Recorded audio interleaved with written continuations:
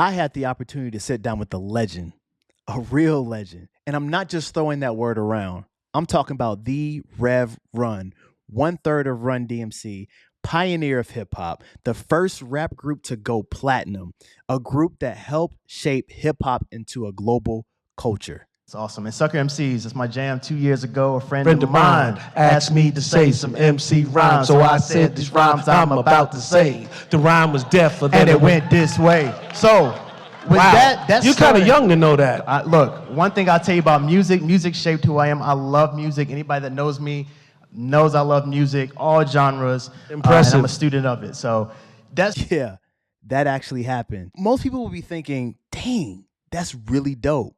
But for me, I walked away thinking, what does it actually take to become that? Here's the thing. Moments like that just don't show up out of nowhere. They come for being prepared and not being afraid to step up and showcase what you can do when the opportunity is right in front of you. Because let's be real, your moment might not look like that, but just know it's coming. And when it does, you have to make sure that you're ready for it. Now, this all came together through an opportunity at my job working in the communications field for a tech company. And we were planning this big corporate event for the end of the year, and we are trying to figure out what the theme was going to be. And an idea came to mind, and I pitched it, and it was centering around music. Because the way that I look at it, there's only a few things that bring people from all walks of life together. That's food, sports, and music. Once we actually booked and found out who our keynote speaker was, and that was going to be Rev Run, my team knew about my podcast and they knew about my love for music, and they felt like I would be a good fit to do the interview. And of course, I was crazy excited, but also in my head, I hear this thought, Carlo, don't fumble this. Because moments like this just don't come around often. And after my conversation with Rev Run, after everything was said and done, I walked away realizing a lot of things, but a few things that were most important. Becoming a legend isn't about fame. It's not about the money, and it's not even about talent at first. It's about how you think, how you move, and how you prepare. So today I want to break down 4 things, and these 4 things is what I learned from interviewing Rev Run. And I honestly feel as though they changed the way that I look at success. Let's start with the first one, because everything else builds off of this. So point 1 is becoming a legend starts with your mindset. One thing I noticed immediately was how he carries himself, right? There was no doubt. There was no hesitation. It was just confidence, but not loud confidence. It was like a quiet belief. And from the first moment I met Rev, you could tell that he meant nothing but business. And not in an arrogant way, but he had a routine before performing. And he had that same routine even before interviews. And you just knew, don't disturb him while he's locking into the moment. And so once I met him backstage, we sat down and we went through the questions one more time, right? Same questions I sent him in email. We went through them one more time just to make sure that everything was good and nothing has changed. And I could tell from his preparation from that moment, he said yes to this event, to even the final prep backstage. It was like watching a master class. And once we got through that final prep, it seems as though he flipped a switch after we finished that last question. And he looked up at me and he smiled and he said, let's go have some fun. And that smile and that look that he gave me, I saw something very familiar. I saw the Rev Run that I grew up watching on TV, in music videos, in concerts, right? Whether he was performing in front of thousands of people or he's in front of his family on a reality television show, I saw Rev Run, the performer. And you could just tell, that he knew that this interview was going to go well from his end because he prepared for it as if he was performing for one of his big concerts. And he didn't have to say he thought it was going to go well, but you could tell he already knew that it was going to go well. And that made me realize something. Most people want legendary results, but they're operating with the average thinking. And you can't think small and expect big outcomes. And this doesn't just apply to music. This applies to sports. This applies to business and content creation. I mean, everything. If you don't see yourself as someone who belongs in these rooms, you'll never fully step into them. So the real question is, how are you thinking about yourself right now? The next one, this is where a lot of people get it wrong. And that's always finding a way to authentically stand out. To me, what made Run DMC different wasn't just the music, it was the identity, it was the style, the confidence, the fact that they weren't trying to be anybody else. In a time where many rappers wanted to dress to fit a certain mold, they challenged themselves to stay authentic and wear what was comfortable to them and wear what they knew that they would wear on the everyday basis. I think one thing that was different about your look was back in the day, like Cold Crush, we talked about that. We talked about Grandmaster Flash and Furious 5. They were wearing a different type of attire.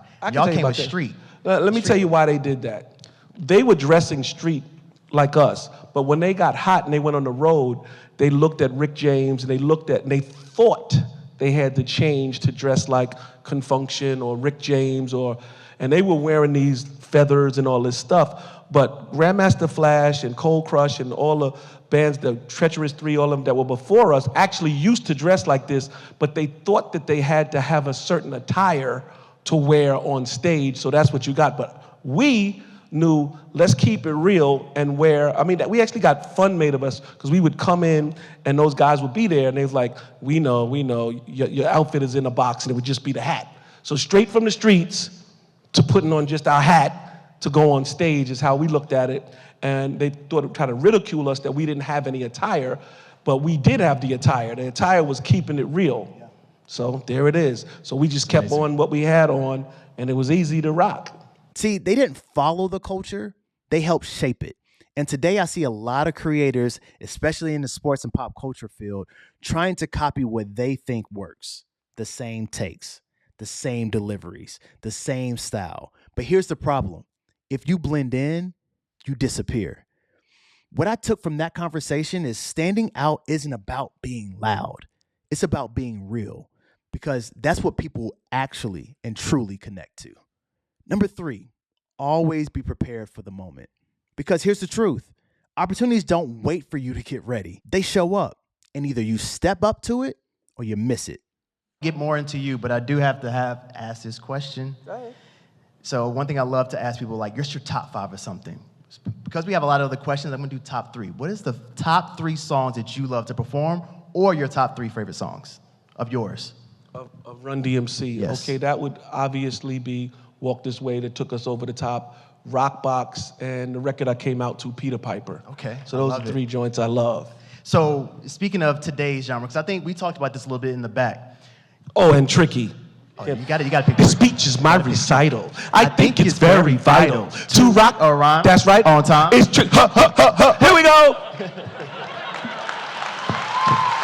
Yo, this is like a surreal moment for me right now. I don't know if y'all understand. You was like DMC and you got. I was there. I had the ad-libs ready. You did it perfect. Thank you. So if D's are not around, I could call you. You got me. Here we go. It's Tricky to Rock Up. I'm there. My man. Yeah. And I just met him, and he's right on point. Yo, you're good. Thank you, man. I appreciate you. Surreal, man. Chills. See, that moment right there, I had to be ready for it. And I remember asking myself when I was preparing for this particular interview, am I ready for rooms like this consistently? Or was it just a one-time moment? Like the self-doubt started creeping in, right? But when it came for that interview, I had to make sure that I knew without a shadow of a doubt that I was ready. Not just because I was interviewing a legend, but because I was doing it in front of the entire company, in front of my peers. So I had to study his career from top to bottom. I watched almost all of his interviews, right? I paid attention to his personality through these interviews. What made him tick? What kind of questions did he respond to best? What kind of questions did it feel like he kind of shut down and didn't go into detail, right? What are questions that were not asked that I thought that the audience would love to hear his perspective on, right?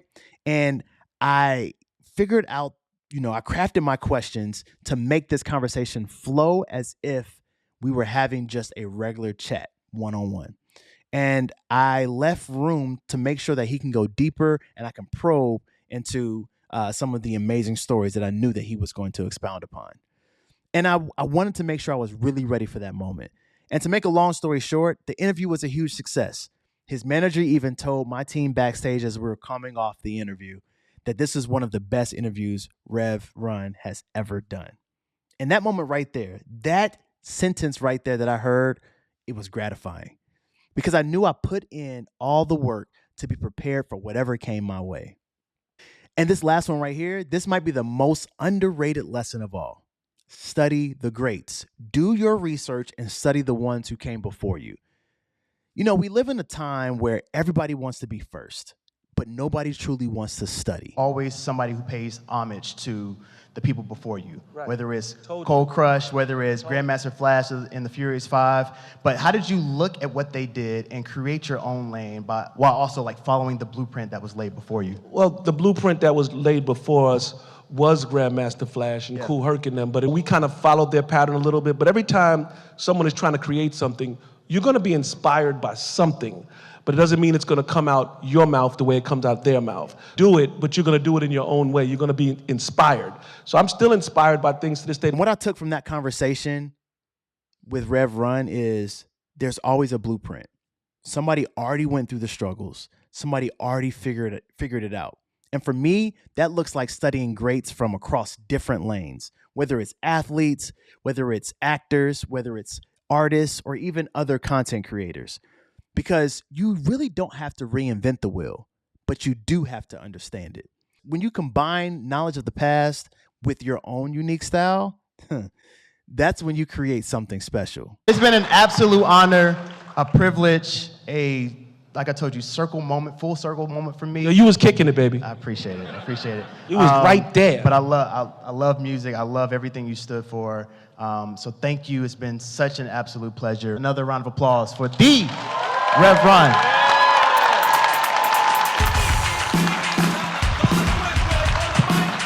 See, moments like that don't happen by accident. So after that interview, I walked away challenged because becoming great isn't accidental. It's intentional. It's mindset. It's authenticity. It's preparation. And it's respect for the ones who came before you. And if you lock in to these 4 things, you're not just chasing success anymore. You're building something that'll actually last.